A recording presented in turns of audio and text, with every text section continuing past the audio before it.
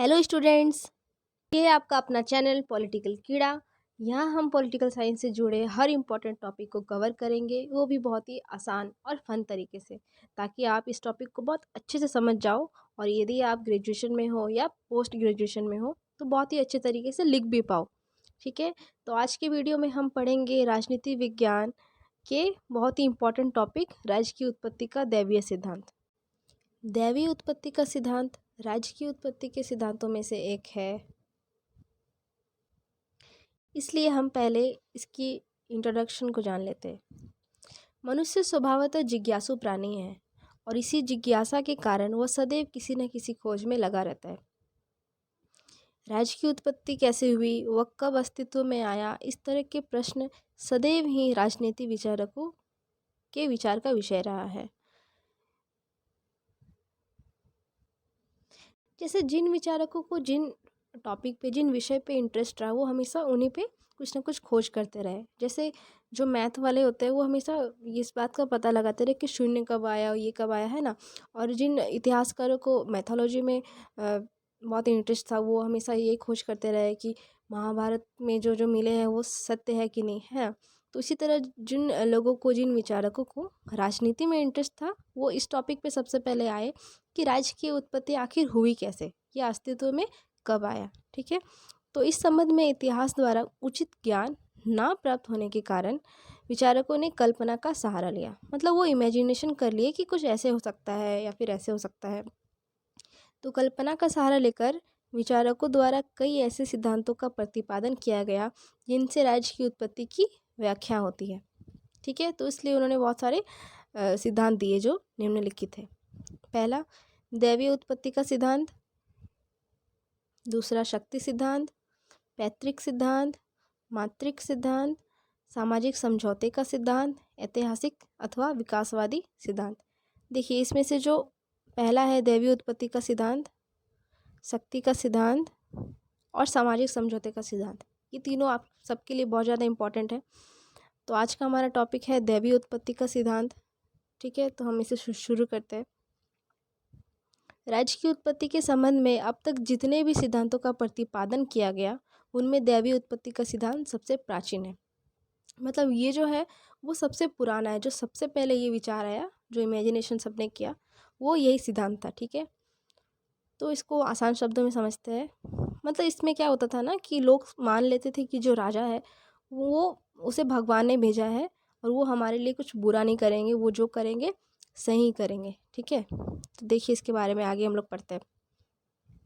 यह सिद्धांत बताता है कि राज्य मानवीय नहीं वरन ईश्वर द्वारा स्थापित एक दैवीय संस्था है। देखा, जैसे मैंने बताया आपको, इस सिद्धांत में बोल रहा है कि राज्य मानव ने नहीं बनाया बल्कि ईश्वर ने बनाया है। ईश्वर राजा के रूप में अपने किसी प्रतिनिधि को नियुक्त करता है। मतलब जो राजा होता है वो, उसकी नियुक्ति किसके द्वारा होती है? ईश्वर के द्वारा ही होती है। ईश्वर का प्रतिनिधि होने के कारण राजा ईश्वर के प्रति उत्तरदायी होता है। वो ईश्वर के प्रति उत्तरदायी है ना, तो इस वजह से वो कभी अपने जनता का, अपना प्रजा का बुरा नहीं करेगा। और सब मानते थे कि वो जो करते हैं वो सही करते हैं, हम उनका विरोध नहीं कर सकते।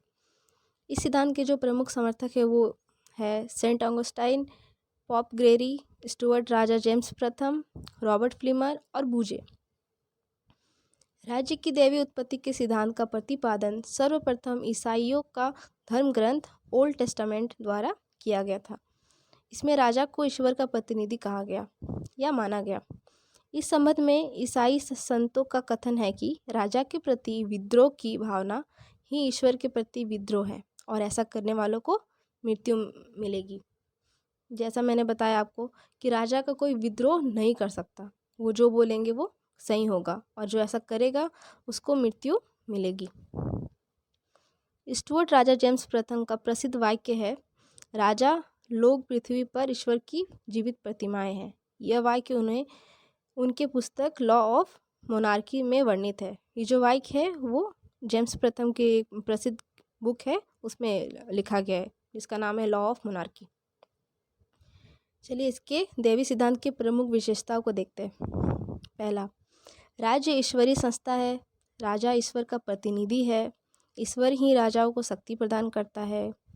राजाओं की आलोचना या निंदा धर्म के विरुद्ध है। जैसे मैंने बताया कि जनता जो होती थी, वहाँ की जो प्रजा होती थी, वो मानती थी कि राजा का आलोचना नहीं कर सकते, उनका निंदा नहीं कर सकते, क्योंकि राजा जो है वो भगवान का प्रतिनिधि है ना।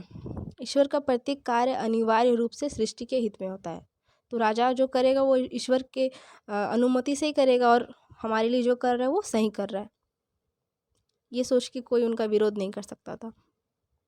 राजा का प्रतिनिधि होने के कारण राजा के सभी कार्य न्याय संगत और जनहित में होते हैं, जैसा बताया मैंने अभी।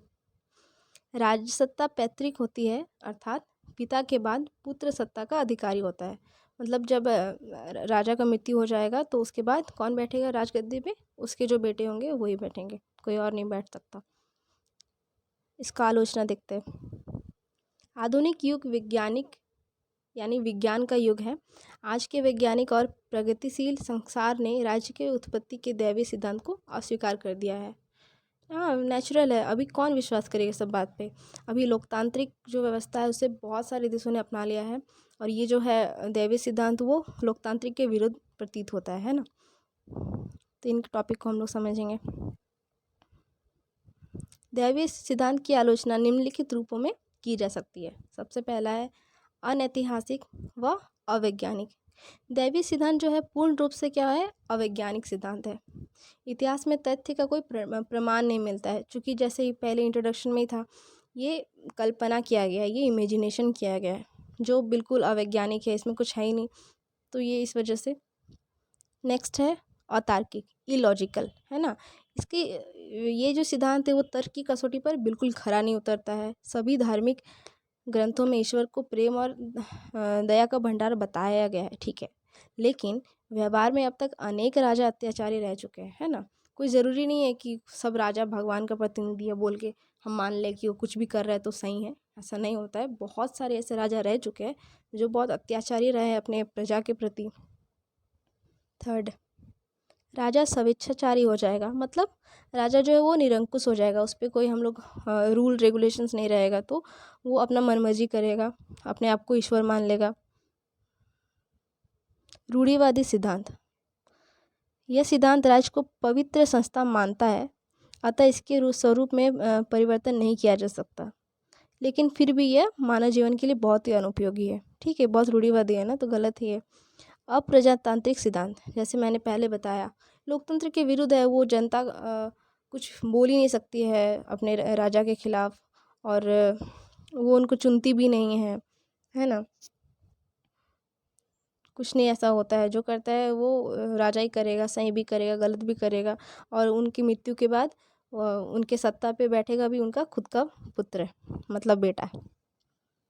आधुनिक समय में लागू नहीं, आधुनिक समय में यह बिल्कुल लागू नहीं होता है, क्योंकि आपको जैसे बताया मैंने ईश्वर द्वारा नियुक्त होता है, ऐसा कोई नहीं मानेगा ऐसा बात।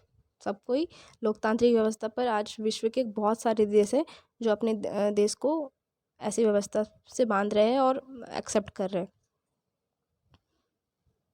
निष्कर्ष, उपर्युक्त विवेचना से हमें यह ज्ञात होता है कि दैवीय उत्पत्ति का सिद्धांत आज के युग के लिए अस्वीकार्य है, लेकिन प्रारंभ में यह सिद्धांत अत्यंत उपयोगी रहा है। ठीक है, अभी ये चीज़ नहीं है, लागू नहीं किया जा सकता, अप्रासंगिक है, लेकिन शुरू में ये काफ़ी उपयोगी था। इस सिद्धांत ने लोगों को राज्य के प्रति प्रेम तथा आज्ञा पालन का पाठ पढ़ाया। जैसा भी था, इसके वजह से ही सब कोई आज्ञा पालन करने सीखा, है ना। और अपने राज्य के प्रति जो प्रेम होता है, जो देशभक्ति बोलते हैं, राज्य बोला जाता है देश को राजनीति विज्ञान की भाषा में। इस सिद्धांत द्वारा व्यक्ति के व्यवस्थित जीवन का प्रारंभ होता है। इस सिद्धांत के द्वारा व्यक्ति के व्यवस्थित जीवन का प्रारंभ होता है। यह सिद्धांत यह भी प्रतिपादन करता है कि राजा का ईश्वर के प्रति नैतिक उत्तरदायित्व होता है। जैसे जनता ये मान लेती थी कि प्रजा मान लेती थी कि जो राजा है वो ईश्वर का प्रति है, तो उससे क्या होता था कि राजा पे भी थोड़ा बहुत दबाव आ जाता था कि मुझे अच्छे डिसीजन ही लेने हैं। अतः इस दृष्टि से दैवीय सिद्धांत एक महत्वपूर्ण सिद्धांत है। ठीक है, थैंक यू फॉर वॉचिंग।